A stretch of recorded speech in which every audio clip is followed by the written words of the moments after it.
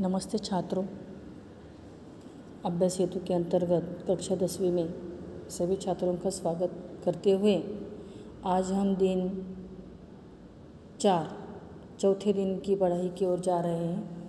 आज के लिए हमें क्षेत्र दिया है श्रवण, भाषण, लेखन और कथन। तो इन क्षेत्रों में अपेक्षित कौशल्य क्या क्या हैं? तो स्वयं अभिव्यक्ति लेखन है, विचारानुरूप परिच्छेद लेखन है, विधा के अनुसार लेखन करना है, स्वयं स्फूर्त लेखन करना है, छोटी कहानी कविता लेखन करनी है। अभी देखिए, स्वयं अभिव्यक्ति लेखन यानी क्या? स्वयं की प्रेरणा से, मन से ही कोई अभिव्यक्ति लेखन। जैसे हम हर रोज़ नित्य क्रम से डायरी लिखा करते थे ना, उसमें हम अपने विचारों को व्यक्त करते थे।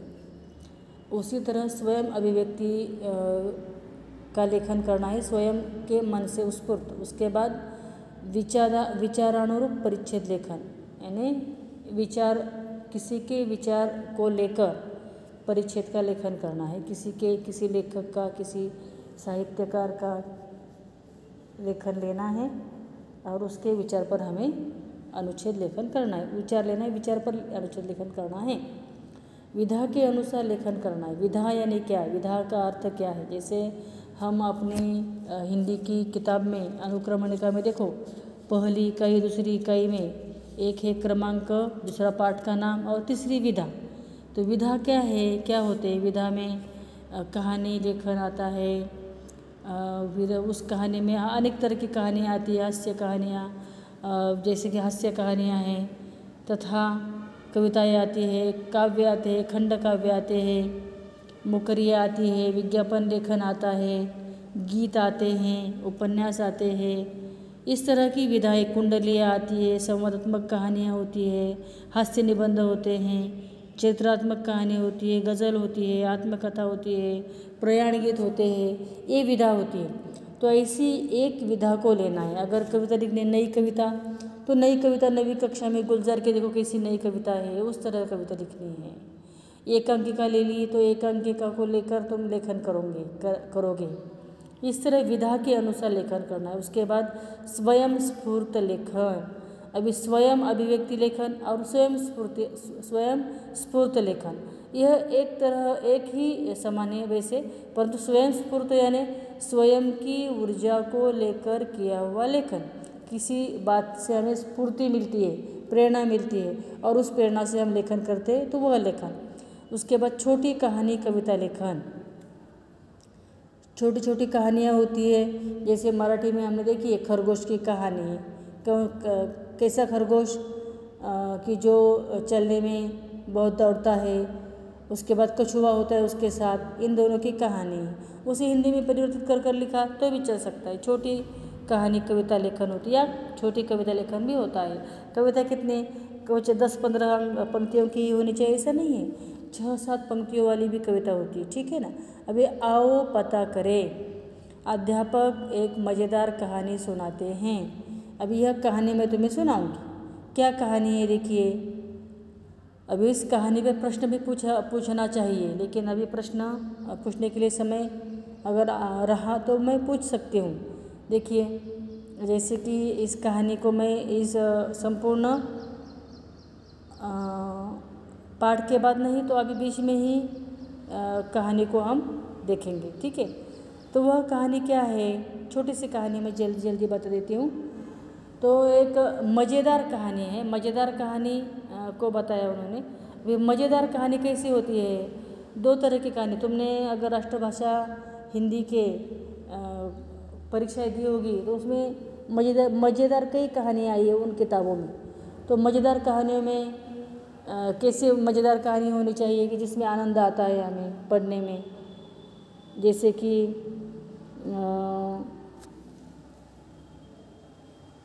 सहजन की फलियों को लेकर आलसी पुत्र की कहानियाँ हैं कि सहजन की फलियों का पेड़ उनके घर के सामने होता है, घर का सारा उत्पन्न बंद है और उन लोगों को काम करने में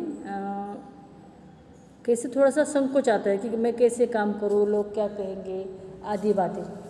तो इस संकोच के कारण वे काम नहीं करते। तो अंधेरा होने पर इस पेड़ के ऊपर की फलियों को वे तोड़ते हैं और किसी कुंजड़िन को वह बेचते हैं और उस पर ही अपना उदर निर्वाह चलता रहता है। एक दिन उनके ही घर एक मेहमान आ गया और वह मेहमान यह देखने लगा।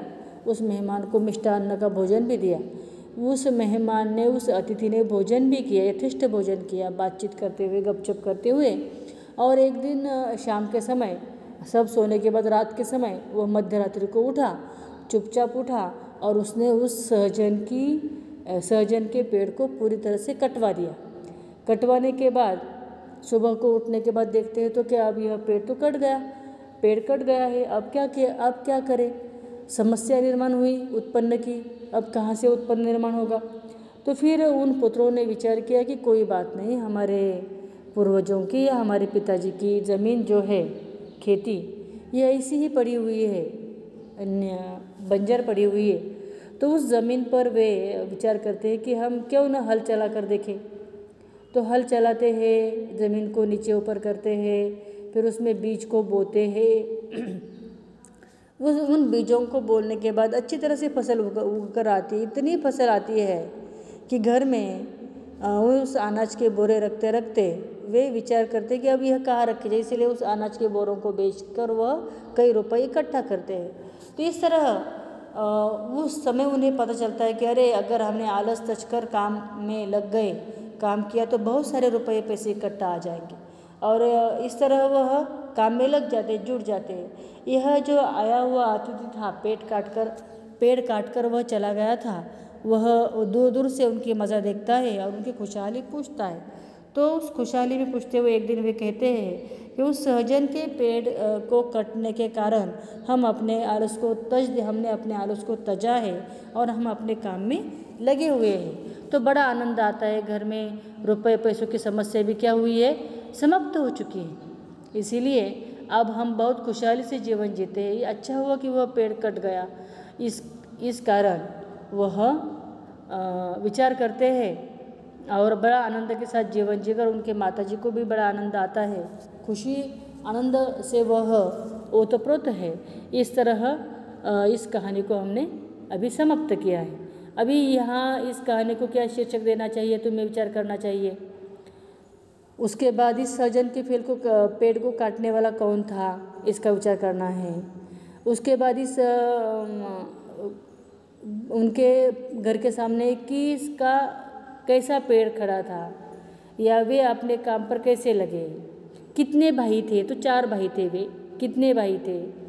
इस तरह के प्रश्न के उत्तर तुम्हें आने चाहिए। और फिर इसी तरह कोई कहानी, उपन्यास होगी, आख्यायिका होगी, इस पर हम चर्चा करेंगे। जैसे कि कोई कहानी तुम्हें और एक कहानी पता है, कौन सी कहानी, वह कछुए की और खरगोश की, कि क्या कारण है कि जिससे खरगोश अधिक गति वाला होते हुए भी वह कछुओं से पीछे क्यों रहा, आदि का विचार हमें करना चाहिए। तो कहानी में हमें कौन से मुद्दों को लेना है, कल्पना शक्ति, नवनिर्मिति, सृजनशीलता के तौर पर कहानी का मूल तत्व का विचार हमें यहाँ पर करना है। इस तरह कहानी के मुख्य अंगों के बारे में हमें चर्चा हम करते हैं। तो मुख्य अंग कौन से है, तो यहाँ पर है खरगोश और कछुआ कैसे है। तो कछुआ को एक घमंड होता है, खरगोश को घमंड होता है उसकी गति का, और कछुआ बेचारा अपने गति के लिए चिंताग्रस्त है कि मैं तो अधिक दौड़ नहीं पाता है, तो इसीलिए मुझे आगे चलना चाहिए, लगातार निरंतर चलते रहना चाहिए, यानी लगातार श्रम भी करना, ये इससे हम ले सकते हैं, सीख ले सकते हैं। इस तरह प्रेरणा और संदेश इन कहानियों से हमें क्या मिलते हैं, इसका विचार भी हमें करना है। इन अंगों के बारे में छात्रों के विचार या सहमत जान लेने हैं। तो तुम्हारे विचार और सहमत क्या हैं, इसके लिए हम वीडियो कॉन्फ्रेंस के द्वारा यह बातें करेंगे। 4 छात्र इस वीडियो कॉन्फ्रेंस में हम जुड़ सकते हैं और इस कृति को सामने रखकर हम वीडियो कॉन्फ्रेंस में हम बातचीत कर सकते हैं। तो हम इसके लिए हम कल तैयार रहेंगे गुट चर्चा के लिए। 4-4, 5-5 लोगों के वीडियो कॉन्फ्रेंस के द्वारा हम चर्चा करेंगे और उसमें हम इन कहानियों के विषय में इस मुद्दों के विषय में हम विचार विमर्श रखेंगे। कहानी लेखन के प्रकार क्या है? असंबद्ध शब्दों के आधार पर, मद्दों के आधार पर, मुद्दों के आधार पर या सुवचन कहावतों के आधार पर। यानी कहानी लेखन हम असंबंधित शब्द अगर हमारे सामने आए, उसका संबंध नहीं रखा, अगर पाठशाला से शब्द लिया, उस पाठशाला से असंबंधित क्या है, जैसे कि पाठशाला से संबंधित असंबंधित शब्द है बस थाना होगा, या फिर पाठशाला से असंबंधित शब्द क्या है, मोटर गैरेज होगा। पाठशाला से असंबंधित शब्द क्या है, जैसे कि खेत खलिहान होगा। तो ऐसे शब्दों को लेना है और उससे कहानी को हमें जुड़ाना है। ठीक है। मुद्दों के आधार पर कहानी जैसे कि होता है, देखिए जैसे कि मैंने बताया सहजन की पेड़ की कहानी। एक गांव, उस गांव में 4 भाई रहना, फिर डैश डैश, फिर वह आलसी होना, फिर डैश डैश, घर के सामने एक पेड़ उगना सहजन का, फिर डैश डैश, उस पेड़ों पर सहजन की फलियों को लगना, फिर डैश डैश कुंजड़े उनको बेचना, डैश डैश अतिथि का आना, यह देखना, उसे यह न अच्छा लगना, फिर उसका एक सुझाव, उस सुझाव पर खरे उतरना, डैश डैश, माता जी का दुखी होना कि बच्चे बड़े आलसी हैं, उन्हें काम के लिए वे काम के लिए हिचकिचाते हैं, डैश डैश आदि। यह संबंधित मुद्दों के आधार पर कहानी। सुवचन और कहावत के आधार पर कहानी कैसे है, जैसे की अधजल गगरी झलकत जाय, म्हणजे उधळ पायाला खळखळाट फार असं मराठीमध्ये आपण म्हणतो।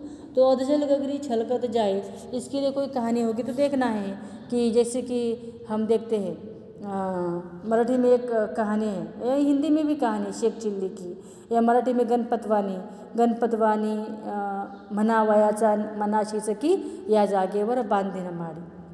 गणपतवाणी विडी पिताना म्हणावयाचा मनाशीच की या जागेवर बांधीन माडी। ऐसे कुछ कहावतें होती है हिंदी की कहावत कौन सी है, जैसे कि अधजल गगरी झलकत जाए, या फिर जिससे सुवचन होंगे, कहावत होती है, यह कहावत मैंने तुम्हें अभी बताई। या फिर जिसे हम कहते हैं ना कि कहावतें, और कौन कौन सी कहावतों को ढूंढना है और उसके द्वारा कहानी का लेखन हमें करना है। इस तरह कहानी के मूल तत्व क्या है, तो कहानी के मूल तत्व कौन कौन से हैं? कहानी के मूल तत्वों में हम देखेंगे पात्र होते हैं, संवाद होते हैं, या फिर प्रसंगानुरूप भाषा, वातावरण, उद्धरण, विराम चिन्ह, विचारानुरूप परिच्छेद, सीख आदि। इन मुद्दों को हमें यहाँ पर लेना है। कौन से मुद्दे हैं देखिए, तो इसमें हम देखेंगे तो पात्र, संवाद, प्रसंगानुरूप भाषा, वातावरण आदि, उदाहरण, विराम चिन्ह, सभी बातों को तुम्हें परिच्छेद में डालना है। इस तरह का यह जो भाषा सेतु अभ्यास है, इसे हमने आज देखा है और इसे भली भांति तुम्हें समझ कर लेना है, सुनना है, श्रवण करना है और लेखन भी करना है। यह सारा पाठ और अभ्यास आज ही पूर्ण करना है, क्योंकि कल के दिन के लिए फिर हमें क्या करना होता है, जाना होता है। उसके बाद दूसरे पन्ने पर हम आएंगे, आओ सक्षम बने। यहाँ पर है देखिए, यह अनुच्छेद दिया है, इस अनुच्छेद के द्वारा तुम्हें यह सारी बातें पढ़नी है, अभ्यास करना है। यहाँ नीचे जो है यह प्रेरित अध्यापक छात्रों को शब्द देकर कहानी लेखन के लिए प्रेरित करते हैं, तो यह कहानी लेखन हमें करनी है। उसके पहले यह अनुच्छेद पढ़ना है। अनुच्छेद को पढ़ने के बाद अध्यापक कहानी के विभिन्न अंगों पर चर्चा करवाते हैं। तो इस कहानी के लिए चर्चा क्या करेंगे हम, तो इस कहानी को क्या दिया है यहाँ पर, कैसे है कि हरिपुर नाम का एक गांव था, उस गांव में पानी की कमी थी, आदि आदि बातें हैं। तो इसमें विभिन्न अंग क्या है कि पानी को ढोने का काम लड़कियां ही करती है हमेशा, इस कहानी में यही बताया है। तो एक लड़की पानी को ढोते समय कुएं में पड़ती थी, यानी गिरती थी, गिरते गिरते वह बच गई। इस तरह यह कहानी यहाँ पर बताई है। इससे उस गांव की सारी लड़कियों ने एक सीख ली, गांव की मुखिया की ओर गए। इस तरह यह कहानी क्या सीख देती है हमें, तो इकट्ठा आना है, एकत्र आना है, एकत्र आकर मुखिया की ओर जाना है, फिर उस मुखिया को सुझाव रखते हैं। इस तरह यह कहानी का कथन है। वाचन भी करना है, इस कृति को नीचे लिखना है, और सृजन करें, सृजन में क्या दिया है यह पढ़ना है। पूरक साहित्य स्रोत को हमें यहाँ पर समझ कर लेना है, इस पन्ने को समझना है और हमें आगे बढ़ना है। ठीक है, आज के लिए अभ्यास सेतु के लिए बहुत बड़ा वीडियो हो चुका है, क्योंकि सविस्तर रूप में यह सारी बातें यहाँ पर बताई हुई थी। जितनी हो सके वह बातें मैंने तुम्हें समझाई है, क्योंकि हमें नित्य रूप का पाठ्यक्रम भी पढ़ना होता है, इसीलिए जितना हो सके शॉर्टकट में हमें इस अभ्यास सेतु की ओर हम जाकर छूकर हम आगे चले जाते हैं। ठीक है, तो आने वाले हर अभ्यास को, हर पढ़ाई को तुम्हें गौर से देखना है, पढ़ना है, चिंतन मनन करना है, कॉपी में भी उतारना है और आगे बढ़ना है। धन्यवाद।